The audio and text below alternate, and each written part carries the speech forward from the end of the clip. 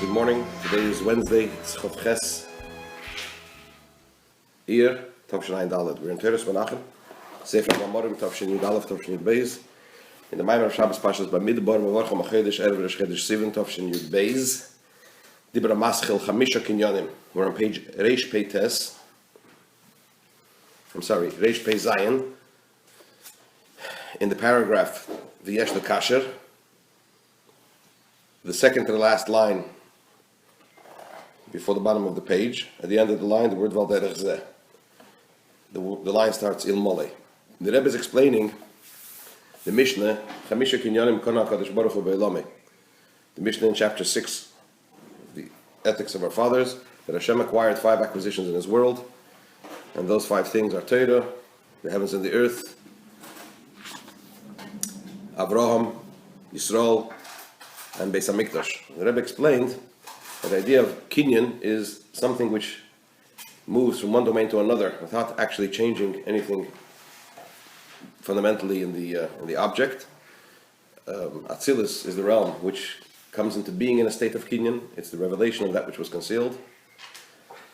And other things need to be brought in, as it were, into the domain of Hashem, into the domain of Yechidah Shel Olam. And the Rebbe explained that in the context of what the Mishnah is saying, and he started with Torah, and he explained that in Torah there are 2 dimensions to Torah. There's Torah as it affects kinyan and everything else in the world, and then there's Torah as it needs to have kinyan affected within itself. And he explained that Torah is rooted in the intellectual faculties at divine attributes, in the Meichid, Chacham bin Adas, of the Gimel Rishonos of Atzilus, the intellectual divine attributes, whereas the world is rooted in the Midas, right? Because in the emotional attributes of Atzilus, because Sunday is Chesed, Monday is Gvura, and so on and so forth, and also Kimartu Elam Chesed Ibana, that the world is related to the idea of Midas. That's where it stems from.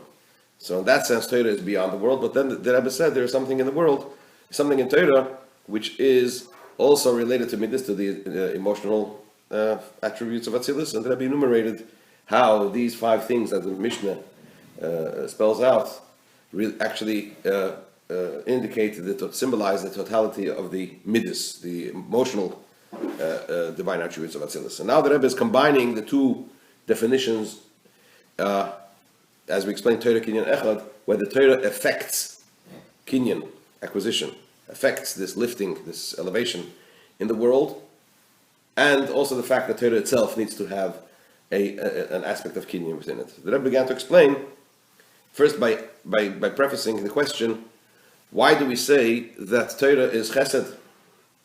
Before, when the Rebbe explained, why do we say that Torah is Gvura? And the Rebbe explained that in the levels of the emotional attributes of Atzilus, Torah is part of that. So the Rebbe explained that Torah is Gvura, strictness, right, or constriction. Whereas we know that Torah is Chesed, as we mentioned the pasuk from Eshes Chayil, the Torah is Chesed al Hashem. Torah is referred to as Chesed. So the Rebbe began to explain that there are 2 types of tzimtzum, Gvura. There's 2 types of withholding, of strictness, of constriction. One is tzimtzum l'shem tzimtzum, a constriction for the purpose of actually having a constriction, and the other one is for the purpose of revealing, where you need to have a more abundant revelation. You need to have a greater force to energize that which you want to reveal and bestow, and also sometimes you need to constrict something in order for it to be able to be received properly by the one that receives it. And the Rebbe brought the example from the Gemara. The Gemara says that Hashem said that He created droplets of rain, and He created a mold for each droplet of rain from where it comes. And if 2 droplets of rain would come from the same mold, they would wash away the soil. The earth wouldn't be able to handle it. So in other words, when it rains very strong, even though it's a blessing, rain is a blessing, but nevertheless, if it's too powerful, and if it's not done in the right way, it's not regulated, so to speak, then it can't be taken, it can't be received by the earth. That's where we're up to. Second to the last line on the page of Reish Pei Zayin, the last word on the line, Val Derech Zeh. Val Derech Zeh b'Torah, similarly in Torah, shegod l'malos b'yeser. The quality of Torah, which is very great.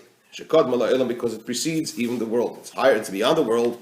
Top of page Reish Beches. Since it is the wisdom and the will of Hashem, and even more so, Torah and Hashem are actually all one, right? So it's very, very lofty and very high. In other words, it's beyond world. And nevertheless, she's drawn down and she comes. The Torah comes down. Very low, dafka, specifically. As the sages say, have you descended to Egypt? This is actually from the Gemara in Shabbos. It's actually related to Shavuos, which we are now heading very rapidly towards. We're in the week of Shavuos already. It says that when Moshe Rabbeinu Moses came up to Mount Sinai, the angels turned to Hashem and they said, Mali ulud isha beinenu, what is a man born of a woman? What's a human being doing among us? So Hashem said he came to receive the Torah. So the angels to Hashem said, why are you giving it to Moses? Give it to us. Give the Torah in the heaven. Why are you giving it to mortals down there in such low creatures? So Hashem told Moses, Hashem told Moshe Rabbeinu, answer them. So Moshe turns to the angels and he says, what does it say in the Torah? And he starts quoting from the Ten Commandments. And he quotes the first one, I'm the Lord your God who has taken you out from the land of Egypt. Have you been to Egypt? Have you descended to Egypt? Don't worship idols. You have a yitzhara that you want to worship idols. You have a father and a mother that you have to be told to honor them. So the Rebbe quotes this. This is a quote from Moshe Rabbeinu's answer. Did you descend to Egypt? Well, what does that mean? That indicates that Torah comes from such a high place, and yet it descends to such a low place, and has been given to people that have what? That have descended into Egypt, physically and spiritually. Meaning to say, it reaches even somebody that's at a very low spiritual level. But l'chein, and therefore, because it descends so low, it's imperative it's imperative that this drawing down of the Torah should be drawn down below in a manner of constriction, of withholding, of division, meaning to say that it has to be broken down to such an extent that it could even reach the lowest level. And it's specifically through this tzimtzum, through this constriction, through this descending of the Torah, that the Torah effectuates inyan akinyan ba'elam, this idea of acquisition in the world that has the power to descend so low and permeate the world and then lift it up to the higher level. So this is the idea of Torah as it affects kinyan in the world. Now that I was going to explain what's the idea of kinyan in Torah itself. Just a question. You were talking earlier about tzimtzum and how one is restrictive and one is really a responsible way it's giving. So one is obviously the first is gevura and is a chesed. Well, they're both gevura, but one is gevura l'shem gevura, right. And one is gevura, but it's like you say, yes, it's really chesed. It's for the purpose of chesed. So my question is, are those two separate modes, or are they one mode that are operating together?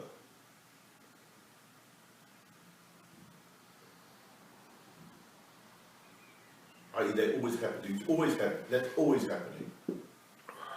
It would seem from the Rebbe. Well, it's a good question, but irrespective of which it is, which we can get to that in a minute, irrespective of which it is, it's really a question of perspective. Okay.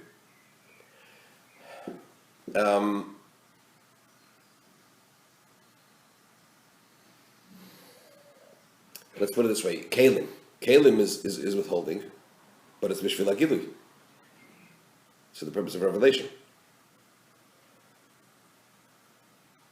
So I think still these are multifaceted. They aren't just black wanting because of this and that. Yeah. It's much more complicated. Yeah. I mean, tzimtzum, even the first tzimtzum b'chinas siluk. Hashem, when he removed the Erisaf, wasn't for the purpose of removal. It was for the purpose of revelation. And someone said the biggest Chilul Hashem that's ever happened in the world is the first tzimtzum.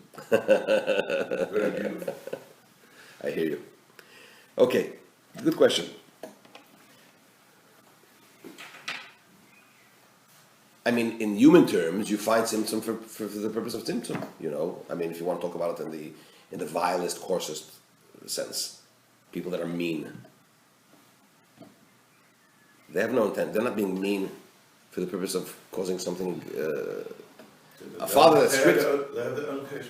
Okay, but I'm saying objectively, not subjectively.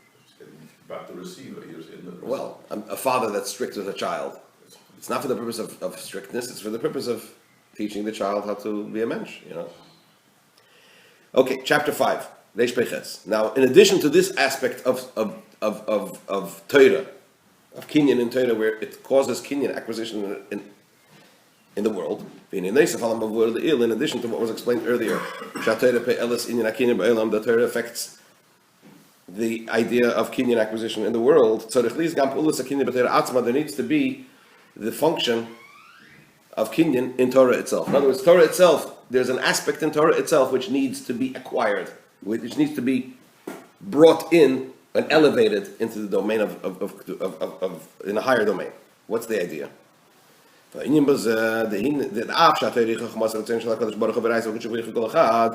explanation is in this aspect of Torah, which needs to be acquired, needs to be brought into the domain of a higher level of kedusha. Although Torah is the wisdom and the will of Hashem, and Torah and Hashem are all one. Is doch good. So it's in a state of kinyan, right? Nevertheless, it has descended very low, as just mentioned, that it even reaches those that have descended into Egypt, etc. Torah clothed itself into physical matters, to the extent that it also clothes itself into arguments, into false arguments. Because when you learn the halachas of Toyin V'nitan, im Yitin zakach v'zakach chulu, if this one will argue so and this one will argue so, what should be the psak din? Who is right? So the Torah addresses even the lowest and even false matters. When you have two people that are arguing, one is arguing this way, one is arguing the other way, it's impossible for them both to be right. You know the famous story with the Rov. Reuven came to him and said, Shimon did this and this to me. So he said, you're right. And Shimon came to the Rov and said, what do you mean? He's right. But the circumstances are so and so. So he says, you're right. So the Rebbetzin came to him and said, my dear husband, how is it possible that you both be right? He says, you know something? You're also right. So, but the bottom line is that the Torah addresses even issues that are untrue. And another aspect is, not only does Torah address low and even false issues, the learning of, and then as it were sorts out what the truth is and what is not. Torah itself could be used for undesirable purposes. Because the Torah descends so low, it's possible that the learning of the Torah through the person should not be in a proper manner. Not only should it be inappropriate, but even more so. To such an extent that you can learn Torah and use Torah to rule halachically against halacha itself, against Torah itself. That's how low Torah has descended.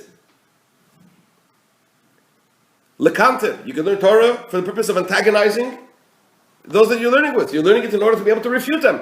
Or even if you don't want to go so low, you learn Torah not for the purpose of learning Torah, but rather you learn it in order that you should be able to be called Rav. People should give you respect.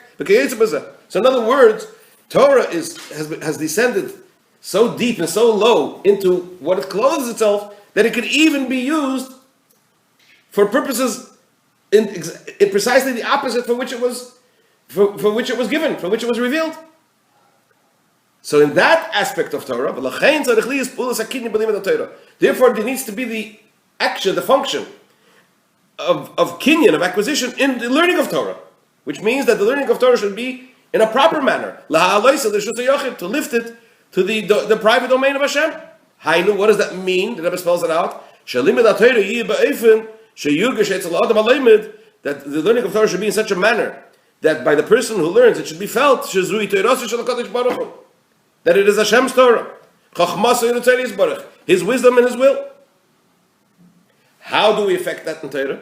How do you affect kinyan in Torah to make sure that the learning of Torah is in the proper manner and is used for the proper purpose?